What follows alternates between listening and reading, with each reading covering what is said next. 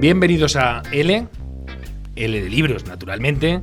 Y ya sabéis, soy Mario Noya, soy periodista y este es el programa cultural de Bipartidismo Stream. Dedicatorias de hoy. He abierto una cosita que se llama la cafetería de Mario Noya, ¿vale? Es una cafetería virtual donde voy a colgar mis cositas, ¿vale? Y hay gente que a veces me invita a un café. Hay 5 suscriptores ya. Se lo voy a dedicar este programa a EPS, a ETRA, a Pulitrudis, a Carmen Costa y a Anna Stafford. Pero Anna Stafford, a la que le dediqué ya el primer programa, tiene 2 hijos que son 2 soles y les voy a dedicar especialmente este programa. A Sofía, que tiene 14 años y le encanta leer, me cuenta su madre, en las últimas vacaciones al sol, en 2 semanas y media se leyó 14 libros de 300, 500 páginas cada uno. Es única para la lectura y recuerda todos los detalles. Cuidado, Sofía, a ver si te vamos a achicharrar el cerebro. Y a Santi, que tiene 11 añitos. Está aprendiendo a leer, lee ya libros sencillitos de 10, 20 frases y le leemos libros todas las noches hasta que se queda dormido. Santi es un niño que tiene síndrome de Down y su madre está lo orgullosa que tiene que estar toda madre de un niño como Santi. Así que, Santi, esto va por ti. Y al resto de la gente les digo que vaya tela de programa que traigo hoy. Que yo hablo, no saben ustedes lo que habla Irene González, que es la que va a tomar las riendas de este programa, pero ahora mismo. Doña Irene González, bienvenida a esta su casa. Muchas gracias, Mario. Yo encantada de estar en un programa de libros, por fin contigo. L se dice. L ahí. L de libros. Irene, por favor. Salvar Europa es lo que acaba de publicar Irene González en la editorial Ciudadela, una editorial que publica libros muy interesantes, como Por qué deje de ser de izquierdas, de Mario Noya y Javier Somalo. No ha llovido de ese libro, madre mía. Y mira, aquí en la contrasolapa del libro de Irene hay otro que es muy, muy recomendable y mucho más actual. Después de La Nación, la democracia española de 1978 de José María Marco. Pero hoy toca hablar de Irene González, Salvar Europa. Bueno, la primera, Irene, va a ser por las dedicatorias, porque las dedicatorias tienen su importancia. Y aquí pone: a mis padres, Cecilio y Magdalena, que sin comprenderme siempre me querrán. ¿Qué ha pasado ahí, Irene? ¿Qué ha pasado? No ha pasado. ¿Qué ha pasado? ¿Qué han dicho, Irene, que nos estás metiendo en algún lío? No, al revés. Es un poco porque este libro pretendo con él romper todos y cada uno de los consensos que mantienen en la Europa occidental en su autodestrucción. Y eso implica también una ruptura generacional, porque son consensos de generaciones anteriores. Uh-huh.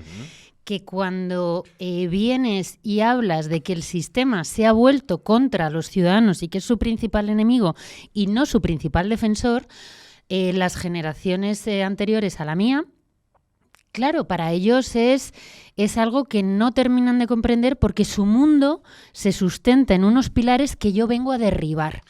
Hay que adivinar la generación de Irene González. La millennial. No pone su edad. Irene. La millennial. Pero, Irene, este libro es un arrebato. Bueno, no es un arrebato porque está pensado, pero sí. Quiere decir que lo has hecho como que tenías algo que decir y si no lo decías, reventabas. Y lo digo en el sentido de que para ti ha sido una obra importante, lo has escrito como necesidad, ¿no? Sí, o sea, este libro, es algo de mucho tiempo, ¿no?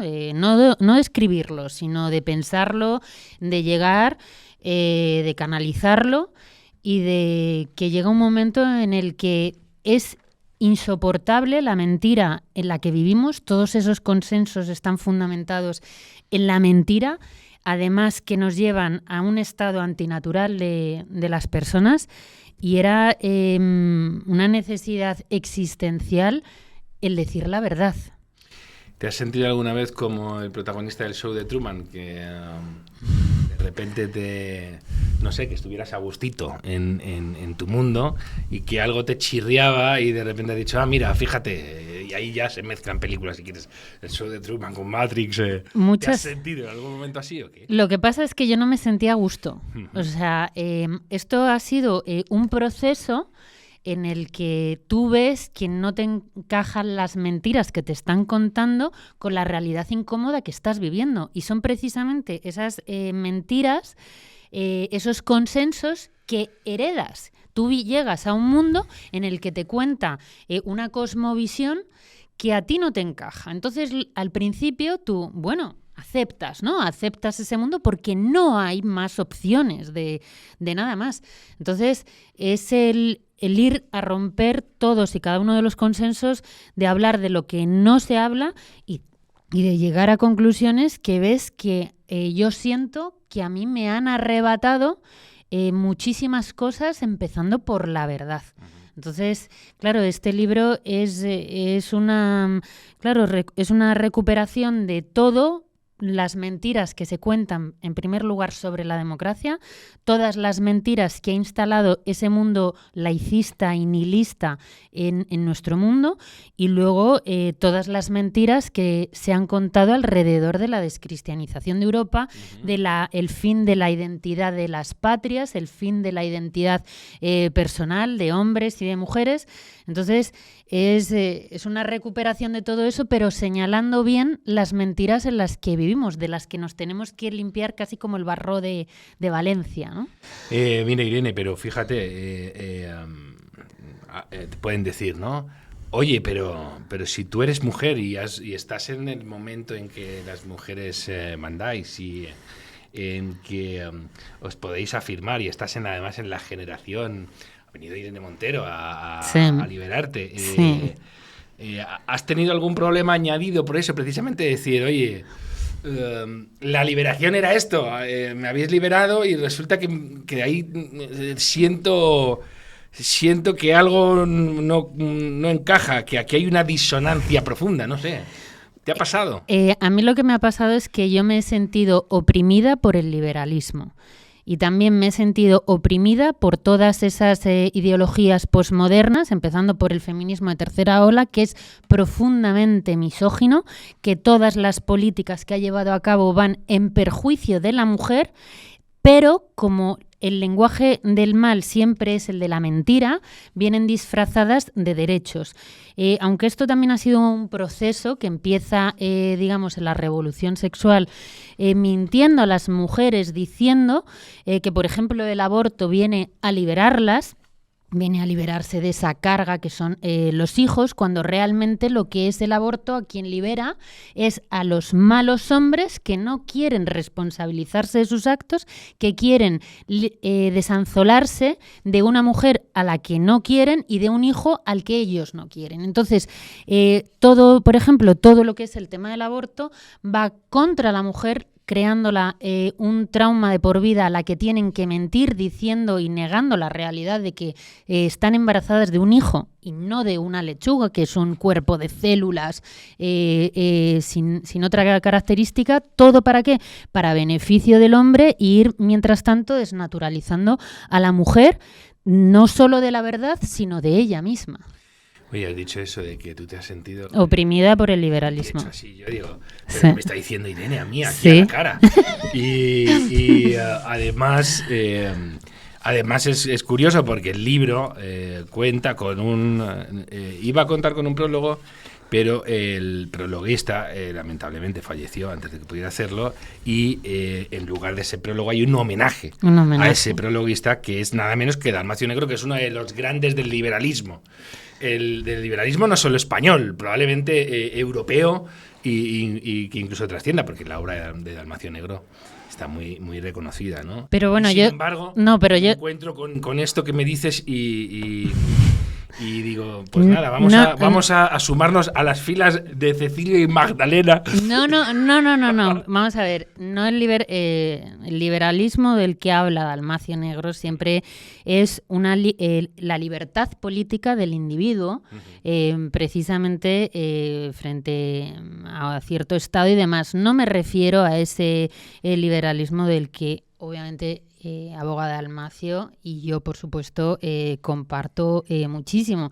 Yo me refiero a este liberalismo posmoderno en el que ha nacido mi generación, que ya con la caída, digamos, del muro de Berlín, en donde coincide con un momento de prosperidad económica como no se ha visto prácticamente nunca, y ese liberalismo que ha llevado a que en nombre de la libertad individual y poniendo la voluntad del individuo como una especie de dogma sagrado, ha llevado a las personas a renunciar a su identidad, tanto patriótica, su identidad sexual, su identidad personal, su identidad de religión, de todo, absolutamente de todo. Ese liberalismo que te dice sé lo que tú quieras ser.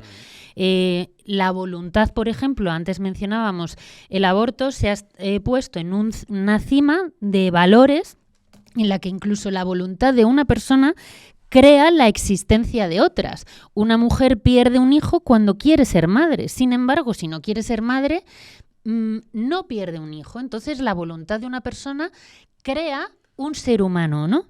Entonces, eso también es muy peligroso en otros ámbitos que puede llegar. Entonces, yo me estoy refiriendo, obviamente, a ese liberalismo posmoderno nihilista. Hay una tentación del liberalismo que es el nihilismo o el posmodernismo, etcétera, donde acaba diluyéndose, y esa siempre va a ser una tensión que tiene el liberalismo, ¿no? Porque al final a la libertad le tienes que dar una razón trascendente, porque si no acaba siendo ¿una libertad para qué? Como es como el anuncio ese célebre de los neumáticos, ¿no? La potencia sin control no sirve de nada. Exacto. Y al final eso es. Hay veces que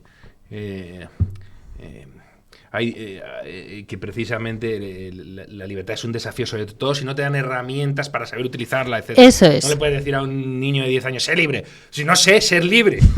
¿Cómo voy a ser libre? ¿No? Me puedes joder la vida, de hecho, que diría un niño pequeño, además, ¿no? Y hay una frase por ahí, que se me ha olvidado el nombre del autor, que dice que el hombre es como un animal que se agita en el exterior de su jaula y que se agita fuera de sí. Y probablemente ese es uno de los grandes desafíos que tiene el liberalismo, cuando se le desconecta de esa trascendencia de la moralidad, etcétera, porque acaba pudiendo ser bastante peligroso. Y ahí hay una cuestión también, Irene, fíjate, ahí los millennials estáis en un punto clave que fastidiado. Fíjate, el año 89 es un año muy poderoso simbólicamente, y para la generación X, que es la mía, tal, dices, fíjate, este es el año de la libertad, y cae el muro, y ahora ya podemos ser nosotros mismos. Y de repente dices, uff, ¿qué ha pasado? Y los liberales ahí decíamos, fijaos,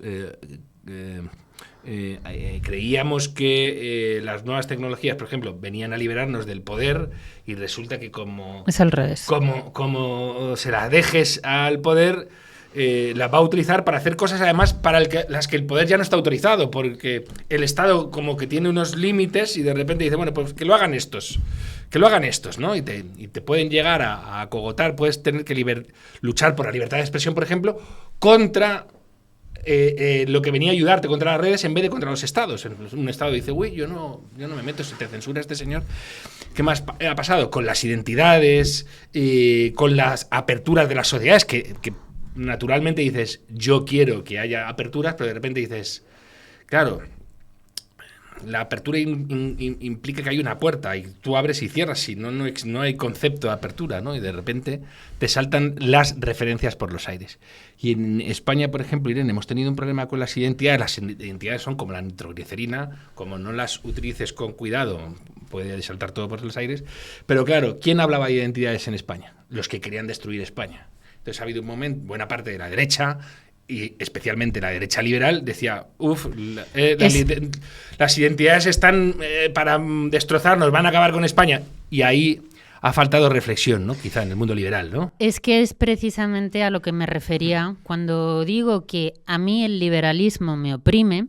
Es principalmente lo que viene de la derecha, que a mí me ha dicho durante toda la vida que mi identidad patriótica española, eso está mal, que no tienes que sacarla. Que mi identidad, por ejemplo, cristiana, no, eso está mal, tienes que esconderlo. Que mi única identidad tenía que ser unas instituciones, una democracia y una constitución.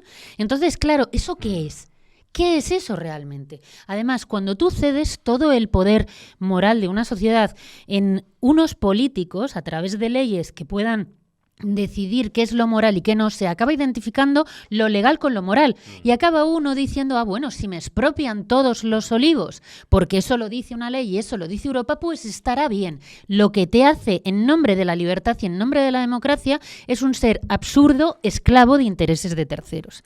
Cuando en este libro yo pretendo romper los consensos que hereda, no mi generación, sí que tiene una voz muy generacional en el sentido porque hay una ruptura desde mi generación con las siguientes, ya con la Zoomer y con la Alfa que ya están, tenemos más en común. Señores, paren con las... que no lo sabemos. No, perdón. Miren que una lista de generaciones, porque yo ya me pierdo. Al haber habido esa ruptura de consensos, ¿por qué ha habido esa ruptura de consensos? Porque lo que se sacralizó antes, que son las instituciones, nosotros desde la Revolución Francesa, toda la identidad en Europa ha girado en torno a el Estado es el nuevo Dios, la democracia es la nueva religión y en el siglo XX mutó al marxismo como la nueva religión, ¿no? de las sociedades occidentales, de la sociedad occidental. Entonces, ¿qué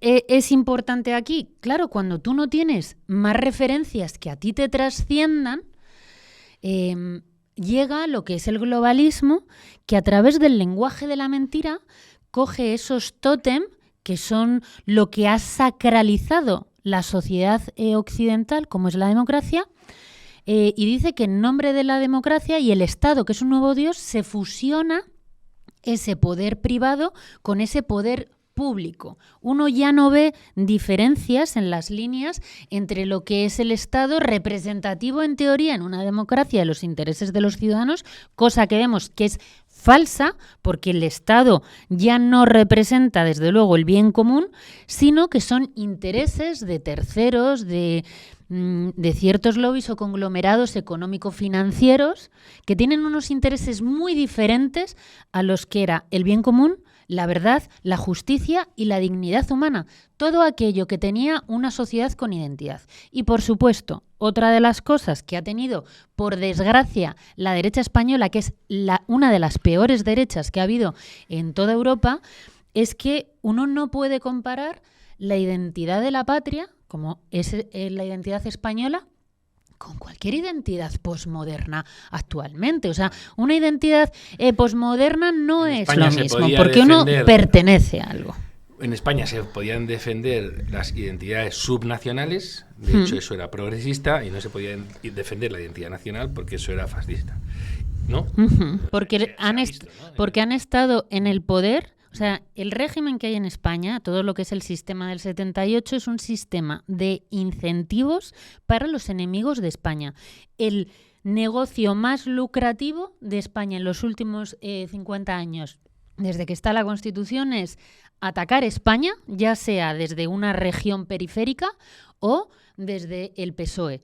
O si eras, por ejemplo, de la otra parte del sistema del bipartidismo, pues tú entonces tenías que parecerte a ese PSOE. España, es decir, el concepto de comunidad política, que engloba en cierto sentido lo que es el bien común y la dignidad de las personas que pertenecemos a esa patria, quedaba completamente por los suelos y olvidado porque había otra cosa que se había puesto en un objetivo superior, que es la protección de un sistema extractor de recursos, extractor de identidades y de dignidad de todos los españoles. Y eso ha pasado durante 50 años. Entonces llega un momento que dices, basta ya. En este libro que recomendábamos también de Ciudadela, Después de la Nación, de José María Marco, precisamente, José María dice una cosa que es es la madre del cordero aquí, y es ojo, porque la Constitución no va a servir para defender la nación. Pero por supuesto, ha servido para meterla en una jaula. Para eso es lo que ha servido. Y luego, cuando se ha querido hablar del patriotismo constitucional, tomado además del mundo alemán, donde dices, chicos, el ejemplo no sé si era el más adecuado para nosotros, pero claro, ¿y qué sucedía? Que la gente en el golpe del 2017 no salía a las calles de Barcelona con la Constitución, salía con la bandera de España. Y la bandera de España, al final, han querido muchas veces dejarla solo para la selección, para cuando juega la selección. Si la sacabas de ahí, era un problema, ¿no? Así que han problematizado tanto, ¿no?, la identidad nacional, que al final ha surgido también una reacción. Por eso están tan preocupados con los jóvenes, y ahora ya no hablan tanto de los jóvenes, ¿no?, porque piensan que se les puede envolver, ¿no? En cuanto a la identidad, Irene, bueno, aquí hablas del separatismo islámico, porque estamos hablando de salvar Europa, no estamos hablando solo de salvar España. Están unidas las dos cosas. Sí, bueno, se salva Europa salvando España en nuestro caso. Y a la vez. Sí. Salvas España y a partir de ahí puedes ponerte a salvar Europa y decir, chicos, que por ahí no se va. Pero nos encontramos con un fenómeno que está provocando, está causando estragos fuera de nuestro país, ¿no? Por ejemplo, el fenómeno del separatismo islámico, que, si no recuerdo mal, fue Macron el primero el que lo puso sobre el tapete. De hecho, chocó cuando Macron por primera vez hablaba de separatismo, y decía, ¿qué está diciendo este hombre? Y ahora nos encontramos con que en comunidades como Cataluña y el País Vasco tienen un fenómeno identitario no controlado por las élites que les puede reventar en las manos, porque mucha gente dirá, no sé si mucha gente, yo tengo un amigo que dice, han perdido la batalla demográfica, porque ya no hay catalanes de la ceba, como dicen ellos, ya no hay catalanes pura sangre y se van a joder, precisamente por traer tanta inmigración no hispana que...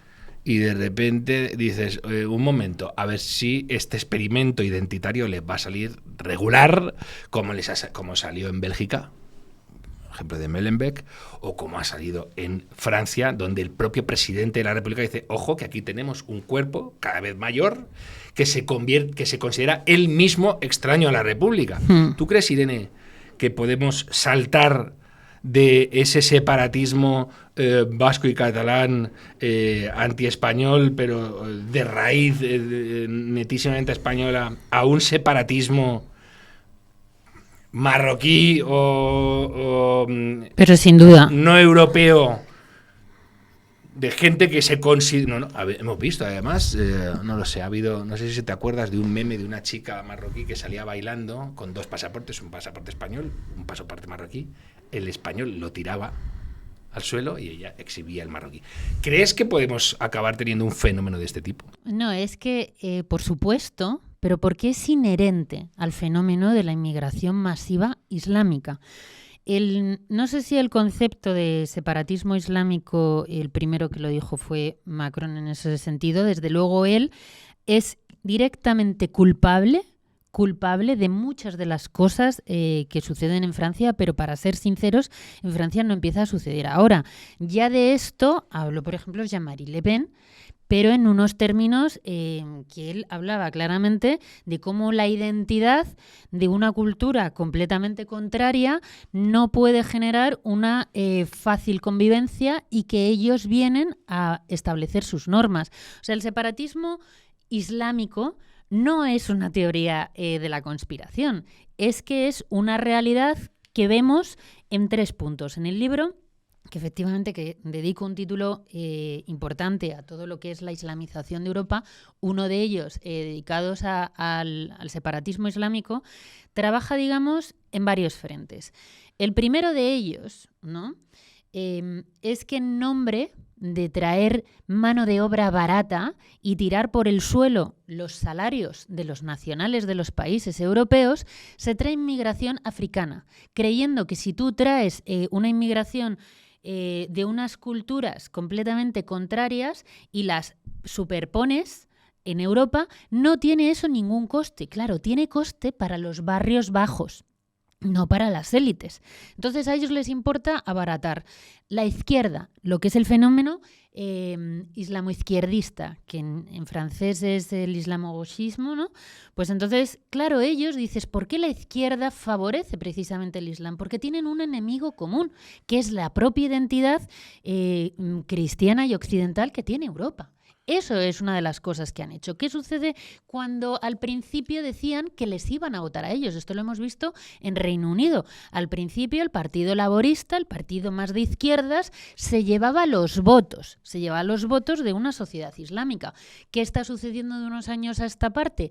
Que ya ellos presentan sus propios candidatos, porque ya están por terceras generaciones, y sus propios candidatos hacen las campañas electorales en árabe. Entonces, claro, estas personas no están englobadas dentro de lo que mucha gente habla del fenómeno de la inmigración ilegal, que eso es otra cosa. Yo estoy hablando de que hay un proceso de eliminación identitaria de las identidades nacionales y que el Islam es una civilización hostil, de conquista, expansiva, y allá donde se asienta no crece absolutamente nada más. Ellos, a diferencia de muchas personas en Europa, sí tienen un plan. Y el plan que tienen, sin duda, es una reproducción de todo lo que es su cultura islámica con lo que ellos consideran es el estado del bienestar de Europa pagado por los europeos.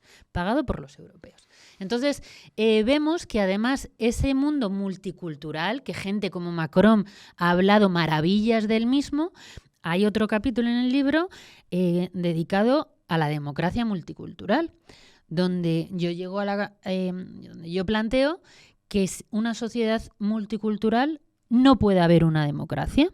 ¿Por qué? ¿Qué ha sucedido? También, por ejemplo, es que Reino Unido ya es un país acabado que ha cruzado en la línea de no retorno, ¿no?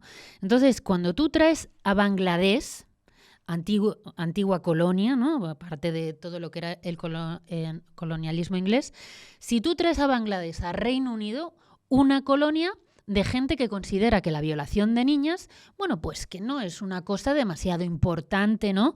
Que, claro, esas personas votan, porque no es una inmigración ilegal, es que son segundas y terceras generaciones, que hemos visto que los políticos, los representantes de dichos distritos, callaban y no hacían nada porque si no perdían el escaño, porque su propia sociedad a la que ellos están representando sí no querían condenar ese tipo de crímenes. Entonces vemos que para que una democracia, al menos en Europa, funcione, la verdad no puede ser establecida por mayorías. Entonces, si tenemos una mayoría de población islámica que considera la violación de niñas que no es un hecho excesivamente grave, ¿eso es una democracia? Claro que sí. Es una democracia, se vota, pero no es desde luego una sociedad en la que nosotros queramos vivir ni a la que queramos llevar. ¿Por qué? Porque se han acabado con otras cuestiones importantes, se sacralizó la democracia y se arrebataron todas esas virtudes verdaderas que construían la sociedad realmente y sobre las que ha de sustentarse una democracia, que es la justicia, que es la verdad, que es el bien común y la dignidad de la persona. Mira, Irene, claro, estás diciendo cosas que ya estaban en el debate hace 20 años y claro, han pasado 20 años. Sin que se haga nada. Y, no, peor. Claro. Pero, bueno, fíjate, Giovanni Sartori, que era uno de los grandes pensadores que la izquierda consideró suya durante mucho tiempo, de repente dijo, oye, la sociedad multiétnica no va a funcionar.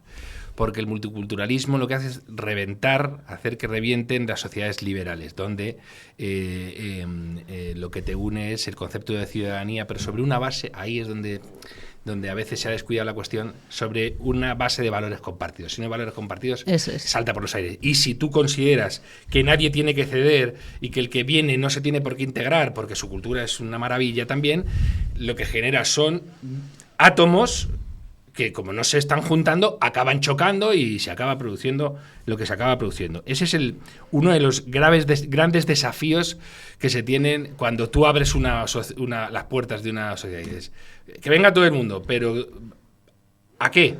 No, a nada, no hace falta. Bueno, pues entonces cuidado con cuánta gente entras y encima estás concediendo nacionalidad. Y hay otro detalle añadido en el que no se piensa. Tú dices, ya son segundas y terceras generaciones. Bueno, es que además hay una diferencia de mentalidad muy grande entre las primeras generaciones y las de ahora. De hecho, esas primeras generaciones han sufrido también lo suyo, ¿no? Iban trabajadores marroquíes y se van a Francia y se integran en una sociedad o en una sociedad que no está avergonzada de sí misma. La segunda y la tercera generación de repente hacen así, rascan y dicen, uy, no, un momento, que a esto si explotas la cuestión de la culpa, les puedes hacer pupa y vas con todo.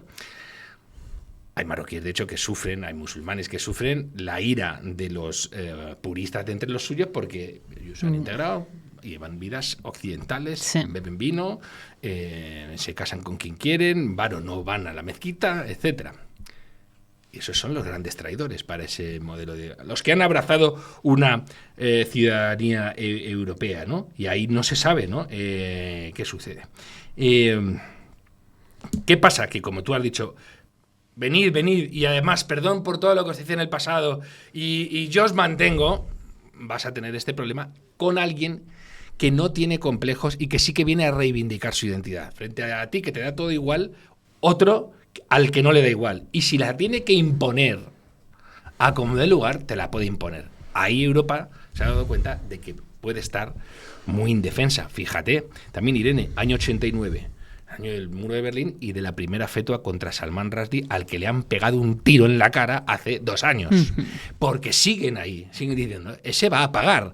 Y cada vez tienes más miedo a hablar porque sabes que te va a pasar esto, ¿no? Entonces, hemos generado unas sociedades muy libres y muy expuestas y muy debilitadas y muy indefensas, ¿no? Que ellos mismos han bajado los brazos porque han dicho, no, se acabó la historia, ya somos todos felices, ya puede venir quien quiera, ¿no?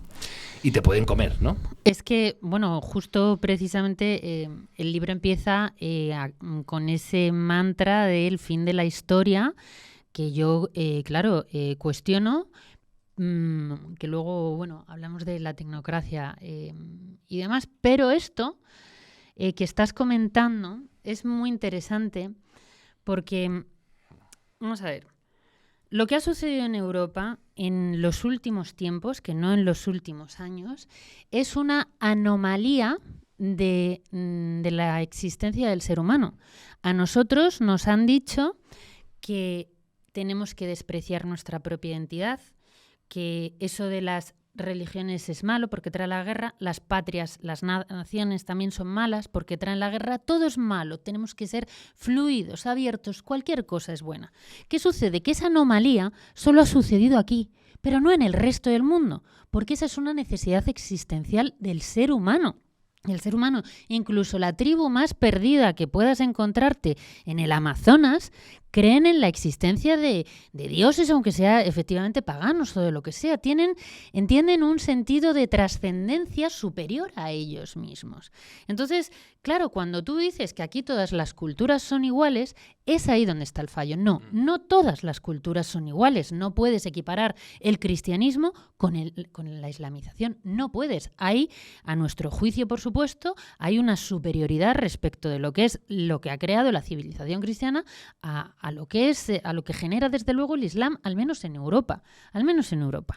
Eso punto uno. Entonces, al estar nosotros viviendo en una anomalía dentro de lo que es la historia de las civilizaciones, cuando viene alguien de fuera, no viene con esa anomalía, viene con una cultura, con una civilización a las espaldas que desde luego no quiere dejar atrás, como hemos visto y como ellos mismos proclaman, sino que quieren venir e implantar aquello. Entonces, nosotros, el hecho de que tú quieras vivir en una ficción no identitaria, no significa que el resto del mundo se someta a esa ficción no identitaria, especialmente cuando vienen y dicen, pero ¿cuál es la identidad de aquí, de Europa? ¿La ideología de género es la identidad de Europa? Claro. Entonces dicen, no, pero eso no queremos. La identidad es que este país es una mierda. Claro, les hemos dicho tanto que nuestro país es una mierda que ellos se lo han creído. Y respecto de la diferencia de generaciones, que es importante, hay un capítulo que titulo en el libro El hijab liberal, que, claro, te preguntas por qué las chicas en Suecia, las rubitas con ojos azules, ¿por qué quieren llevar hijab? Las chicas islámicas de allí, que son ya de tercera generación, llevan el hijab cuando sus abuelas o sus madres no lo llevaban. ¿Por qué? ¿Por qué es eso? Por esta ficción que nos han hecho vivir durante los últimos tiempos de rechazar toda identidad y todo sentido de pertenencia a algo. Entonces, hay una chica sueca que está en el instituto, que ella, ¿a qué cultura realmente pertenece? ¿Cuál es su cultura? ¿Sanidad y educación gratis, altos impuestos? ¿Cuál es su cultura? Sin embargo, su compañera de clase se pone un hijab y ella siente que pertenece a algo. Tiene un mayor respeto por parte de la mayoría de chicos musulmanes de su clase. Entonces, el Islam, aunque es un orden, desde luego, que te va a llevar hacia el camino equivocado, pero al menos es un orden. Entonces, a esas personas a las que no les ha arrebatado la identidad, es una necesidad existencial del ser humano querer pertenecer a algo. Y querer pertenecer a algo, además, que a ti te vaya a defender, que a ti te diga, aunque luego no sea así en el caso de las mujeres, pero que a ti te diga que tú eres esto y que el mundo tiene este orden, que tenga algo, no que tu orden sea la nada, lo fluido, lo que en cambio el chico sueco de tu clase, que es rubito, te dice, bueno, ya fluimos, ya vemos, ya no sé qué. En cambio, el musulmán te dice, eres mía. Luego verá las consecuencias malvadas y perversas de toda esa frase. Pero es una necesidad existencial del ser humano la pertenencia. Y eso ya hemos vivido, yo creo, que el fin de una época que no se sostiene en Europa. Alex Poles. Alex Poles es el que manda aquí. Mira, voy a hacer una cosa. En vez de hacer el programa esta vez como con 3 partes, como siempre, ¿no? Donde hago una primera, ya la llamo el cajón desastre, donde hago a veces especial de toros, especial de ecologismo y medio ambiente. Iba a hacer uno también ahora con libros que he empezado a desperdigar por aquí. Pero mira, lo que voy a hacer, Alex, con tu permiso, voy a tirar esta entrevista y se va a alargar un poco más, pero voy a integrar esa sección porque creo que podemos integrarla en esta conversación con Irene, por las cosas que está diciendo. Michel Houellebecq, Su misión. Este libro que los descerebrados, los insensatos, los tontísimos, mira que hay gente tonta, no sé. A mí me molesta cuando la gente va de listo, pero tampoco es necesario ser tan tonto. Mucha gente acusó a Michel Houellebecq de islamofobia por este libro, que de hecho lo que hace es decir, cuidado, porque lo que está describiendo aquí Michel Houellebecq es un futuro donde el Islam puede tomar Francia no precisamente por la violencia, exacto, sino porque ofrece un sentido y da una coherencia en una sociedad carcomida por el nihilismo y por el materialismo más insensato y demás, ¿no? Y aquí, por ejemplo, esto que tú estás diciendo, se encuentra con que un país se rinde a tipos que les ofrecen un marco que pasa por recortes de libertades, perfecto, pero es un marco, les da seguridad, buscan calor del establo también ahí. Y el final de este libro, parecido al final de este libro, muy cerca del final de este libro, te encuentras incluso esto que estoy comentando, ¿no? Y ya digo, o sea, no es un libro, la gente, encima salió justo, creo que fue cuando la matanza de Charlie Hebdo, entonces ya dijeron, bueno, fíjate lo que ha provocado encima, ¿no? Nos encontramos, por ejemplo, con esto. con la conversión del protagonista, ¿vale? Y dice, a mi alrededor se haría el silencio, me vendrían a la mente imágenes de constelaciones, de supernovas, de nebulosas espirales, también imágenes de fuentes, de desiertos minerales e inviolados, de grandes bosques casi vírgenes. Poco a poco me dejaría penetrar por la grandeza del orden cósmico. Luego, con voz serena, pronunciaría la fórmula siguiente, que me habría aprendido fonéticamente. Ashhadu anna la ilaha illallah wa ashhadu anna Muhammadan Rasulullah. Espero que se estará riendo todo el mundo ahora con mi pronunciación, evidentemente no es también lo mío. Lo que exactamente significa, doy fe de que no hay sino un Dios y Mahoma es su profeta. Y acto seguido se habría acabado. Sería, a partir de entonces, musulmán. En este libro se describe cómo los partidos tradicionales se han hundido en las encuestas y Mohamed Benaves, carismático líder de una nueva formación islamista moderada, derrota con el apoyo de los socialistas y de la derecha a la candidata del Frente Nacional en la segunda vuelta. Esto sucedería en 2022.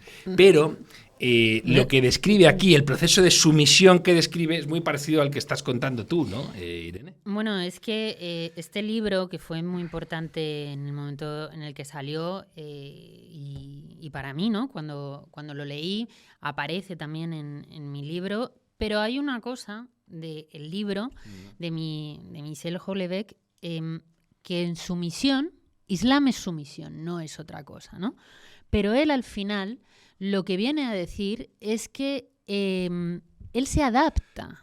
Él se adapta, claro. Es una supervivencia a un mundo que para el hombre principalmente le viene muy bien. Es como, oye, pues a mí me están ofreciendo dinero. Y estamos viendo que es una Europa en venta, que con el dinero que puede venir a través pues, del petróleo y demás, lo hemos visto, por ejemplo, en los equipos de fútbol, Europa está en venta, con tal de que se metan millones ahí, millones ya veremos para qué se destinan, y luego el hombre, claro, él se considera privilegiado y no piensa que esté renunciando a absolutamente nada. Entonces, ojo, cuando hablan... Pero también hay, Irene, mira, y la mujer... Pero la mujer se va, por eso... pero también hay una mujer aquí... Una profesora... harta de cosificarse y de no sé... Que eso que has dicho tú de...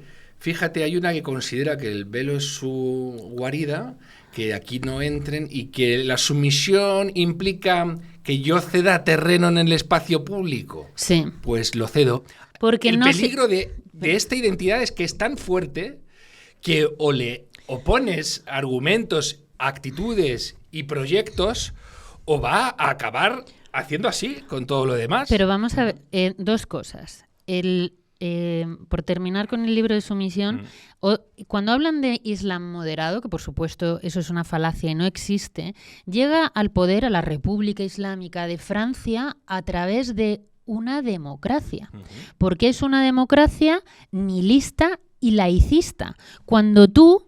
Y ahora encajo con lo de la identidad. Cuando tú quitas todo símbolo, por ejemplo, de las escuelas, de tu calle, de la plaza del pueblo, cuando tú aquí no hay nada a lo que tú pertenezcas, esa identidad fuerte y verdadera que a ti te trasciende, muy importante esto, claro, llega otra y la sustituye y arrebata con todo. Entonces, en Francia hemos visto cómo se quemaron iglesias, se derribaron cruces, se persiguió y se expulsó todo rastro cristiano de Francia. ¿Y qué quedó?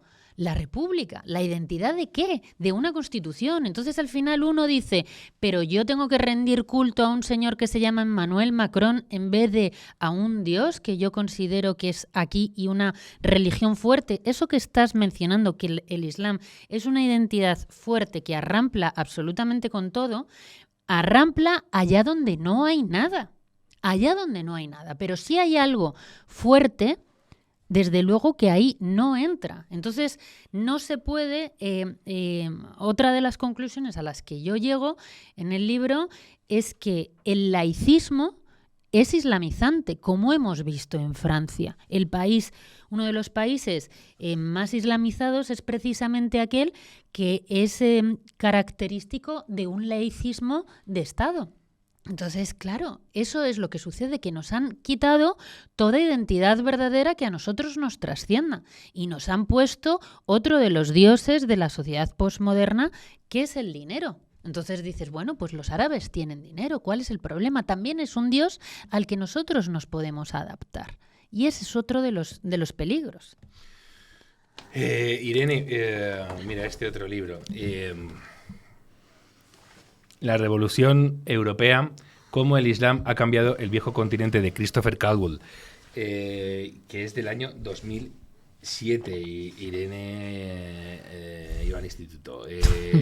2009. Fijaos cómo arranca este libro. Europa occidental se convirtió en una sociedad multiétnica en un momento de despiste. La inmigración masiva comenzó, con escaso debate público, en la década que siguió a la Segunda Guerra Mundial. Las industrias y los gobiernos de Gran Bretaña, Francia, Alemania, los Países Bajos y Escandinavia organizaron programas de reclutamiento de mano de obra para sus florecientes economías de posguerra. Invitaron a inmigrantes. Algunos de los recién llegados ocuparon puestos, sobre todo en la industria pesada, que hoy día se antojan envidiablemente seguros y bien pagados. Sin embargo, otros trabajaron en las ocupaciones más duras, desagradecidas y peligrosas que la industria europea tenía que ofrecer.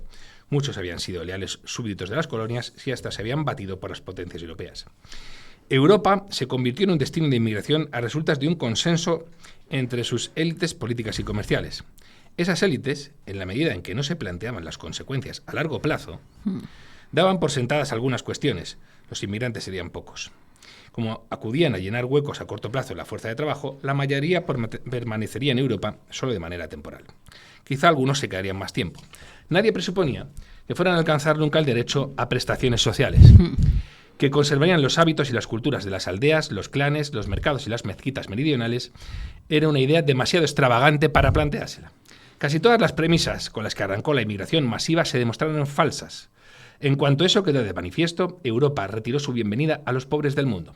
Al principio con ambigüedad, mediante la oratoria de un puñado de agitadores políticos en la década de 1960, y después de forma explícita por medio de una legislación antiinmigratoria de línea dura en la de los 70. Década tras década, según recogen los sondeos de opinión, el sentir de los pueblos de Europa occidental ha sido resueltamente opuesto a la inmigración masiva.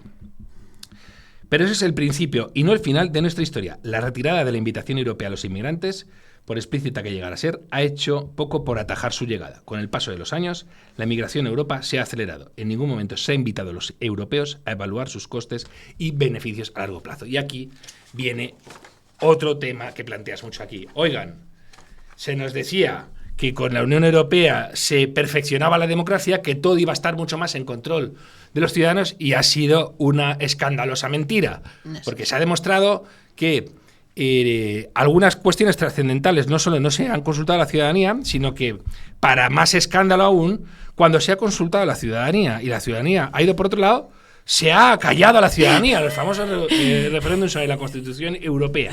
Y de aquí, si quieres, Irene, damos ese salto a la tecnocracia, ¿no?, que decían. Bueno, y ahora viene la tecnocracia, no os preocupéis, que ahora ya nos ocupamos nosotros de todo y vosotros sed felices, que os damos dinero, que somos muy prósperos, ¿no? Eso es. ¿Y qué ha pasado? Que alguien ha hecho el tocomocho, ¿no? Bueno, el tocomocho. Se está cumpliendo, sinceramente, lo que ya vaticinaba Fukuyama en su Fin de la Historia. Cuando tú hablas del triunfo de la democracia liberal, él viene a anunciar que, claro, ya las ideologías ya no sirven, ya ha habido un triunfo claro, y entonces que las personas, el pueblo, ese colectivo tan desagradable para las élites que somos nosotros, que ya no se tienen que preocupar de eso de la política, que para eso ya están los técnicos, los expertos, los que realmente saben de esto, y que gracias a la tecnología, una inteligencia artificial mucho más inteligente que nosotros va a poder tomar las decisiones. Y es precisamente en lo que estamos. O sea, la evolución natural de la democracia liberal bajo la Unión Europea es la tiranía de la tecnocracia, un régimen de poder absoluto como jamás ha existido en la historia del hombre, porque jamás va a tener tanto poder gracias a la tecnología, en donde en nombre de la democracia, en nombre de nuestra comodidad y nuestra seguridad, que son los dos látigos de doma del hombre posmoderno, un ser absurdo y sin identidad que tiene miedo, que no tiene nada por lo que luchar, que únicamente produce para consumir.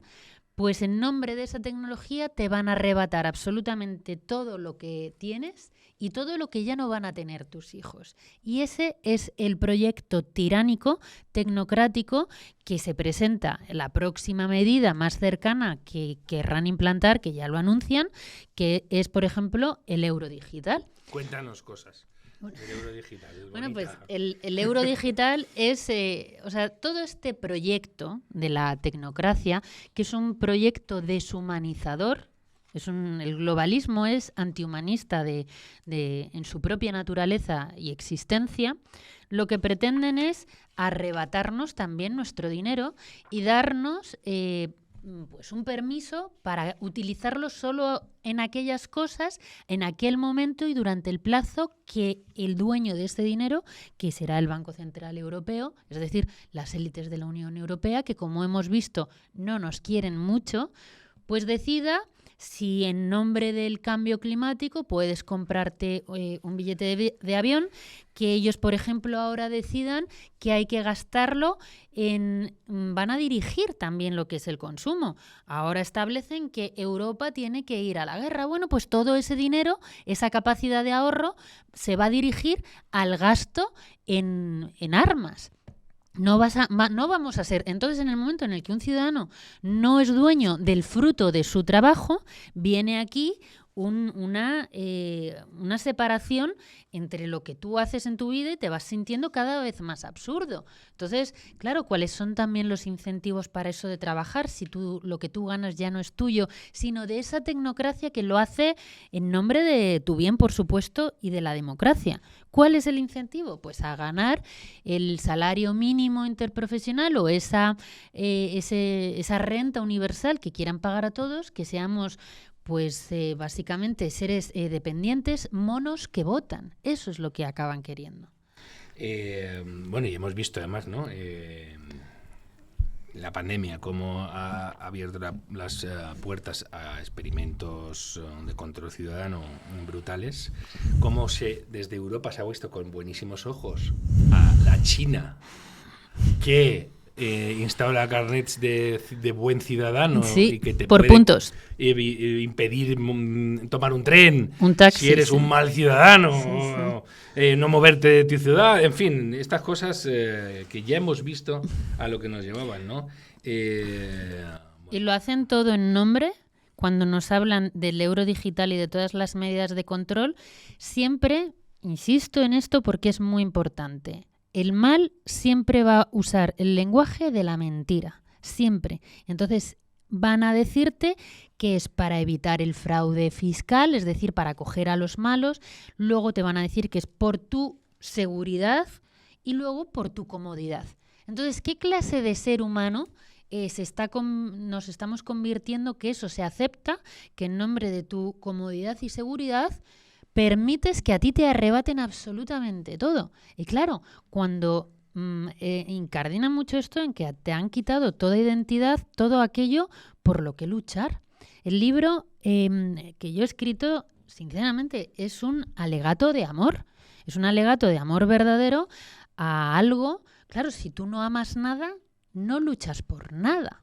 Entonces, claro, ¿para qué vas a luchar por tus tierras si luego no tienes hijos a los que legársela? Si luego te lo va a quitar el Estado. Si esas tierras que tú tienes las van a poner paneles fotovoltaicos. Acaban haciendo un mundo tan hostil que lo que quieres es abandonarlo todo.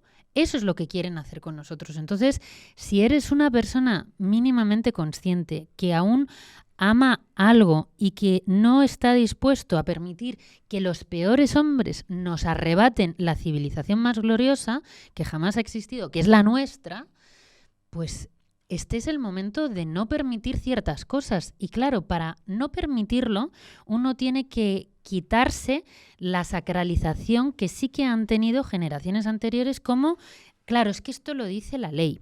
Claro, es que si ya lo dice la ley yo no puedo decir nada. Bueno, es que esto lo ha dicho Ursula von der Leyen, que es la presidenta de la Comisión. Eso es una persona muy importante, una institución pura en la democracia, ¿no? Entonces, cuando no se cuestionan esas cosas, sino que han sido los dioses de este mundo nihilista, tú te quedas sin herramientas contra los que luchar y solamente eres ese ratón en la rueda de hámster. ¿Qué es lo que necesitamos? 1, ser conscientes de nuestra propia identidad, recuperar virtudes como el coraje a decir la verdad y luego no sacralizar instituciones que se han vuelto contra el interés de los ciudadanos porque ya no nos representan. Y aunque sean oficialmente o formalmente tengan un resquicio de democracia, no significa que eso esté por el bien común.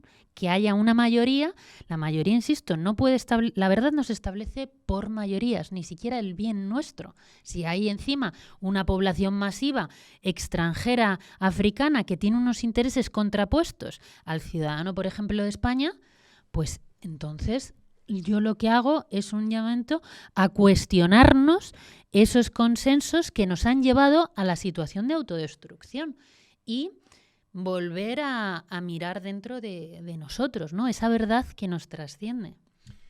Bebe agua.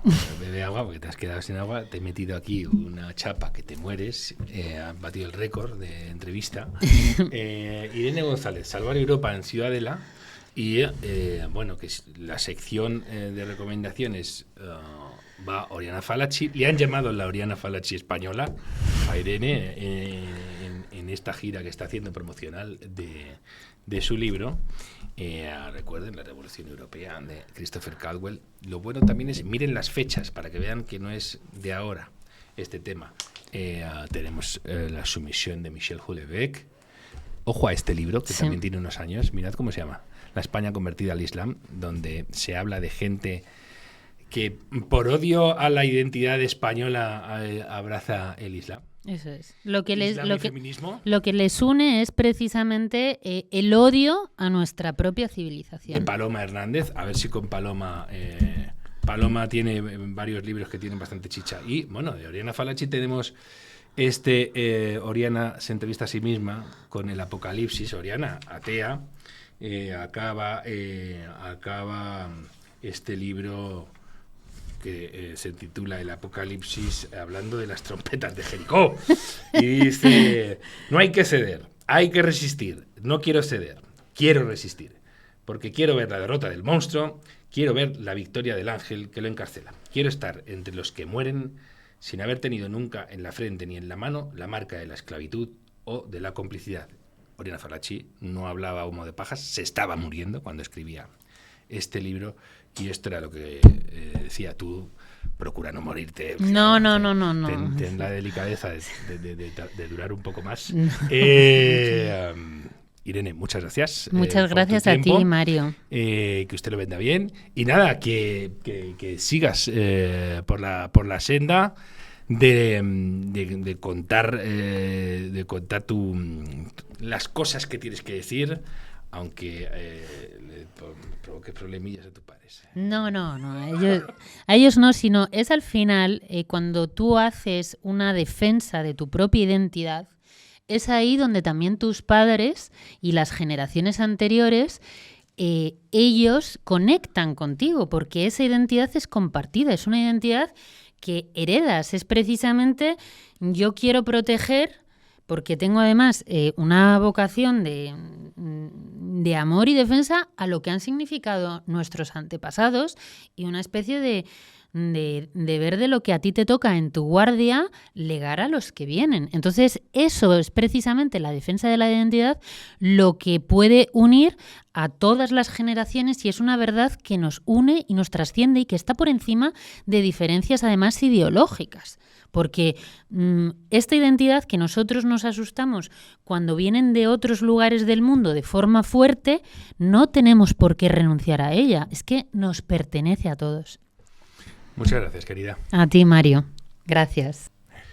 Bueno, no, espérate. Irene, es que se nos ha ido. Poles, querido del alma. Poles, Es que yo creo que ya el cierre que lo haga ella también, ¿no? Vamos a abusar de su paciencia y abusar de su presencia para que nos recomiende, Irene de Cuento. Este programa lo cierra siempre alguien que nos recomienda un libro que considere fundamental o que le haya marcado por alguna razón, por la que sea, en la vida. Entonces le decimos, chico, 3-5 minutos, tira y recomienda directamente a la audiencia ese libro que te hace a ti tilín o que dices, es que es imposible vivir sin leer este libro. Bueno, es probablemente la pregunta más difícil, ¿no?, de responder, porque yo no me puedo quedar con un libro. Ha sido un proceso y algunos de los libros que a mí me han marcado se han dicho a lo largo de este programa, por ejemplo, de Oriana Fallaci o de Michel Houellebecq. Así que mi recomendación es para Albert Camus, El extranjero, y es un libro en el que yo, lejos de sentirme identificada con el protagonista de ese libro, siento todo lo contrario. A mí me hace no un despertar, sino un profundizar en la defensa de la identidad, porque todos los problemas que tiene el protagonista del extranjero, él carece de patria, carece de Dios, carece de vínculos verdaderos, no tiene un sentido de ni siquiera qué es el amor verdadero. Todas esas cosas que no tiene el hombre absurdo, el hombre postmoderno, sí las tenía yo. Y sí las tenía nuestra sociedad, solamente que estaban tapadas por ese nihilismo, ¿no? Esa sociedad liberal nihilista de la que hemos estado hablando. Así que ese libro es importante para saber todo aquello en lo que no nos podemos convertir y, sin embargo, es todo aquello hacia lo que nos quieren dirigir los estados. Después de leer El extranjero, yo lo que sentí fue una profunda necesidad de volver a reivindicar mi identidad patriótica, mi patria, mi identidad como mujer, mis vínculos verdaderos basados en el amor y sin duda también una verdad, una justicia que nos trasciende. Todo aquello que no tiene ese extranjero que tanto, sin embargo, han defendido en nombre de ese libro todos aquellos intelectuales de izquierdas para decir que todas estas cuestiones eran malas e innecesarias. La lectura, sin embargo, que yo hice del extranjero fue la contraria. Me hizo anhelar y defender esa identidad que la izquierda intelectual tanto despreciaba. Entonces, es un libro que te da armas contra todos aquellos que quieren arrebatárnoslo todo. ¿Qué? Mira, pues también te digo, Poles, para que no te quejes tanto, este programa de producción te va a venir, de postproducción te va a venir genial. Irene, otra vez, que muchas gracias. Muchas gracias a vosotros, Noya.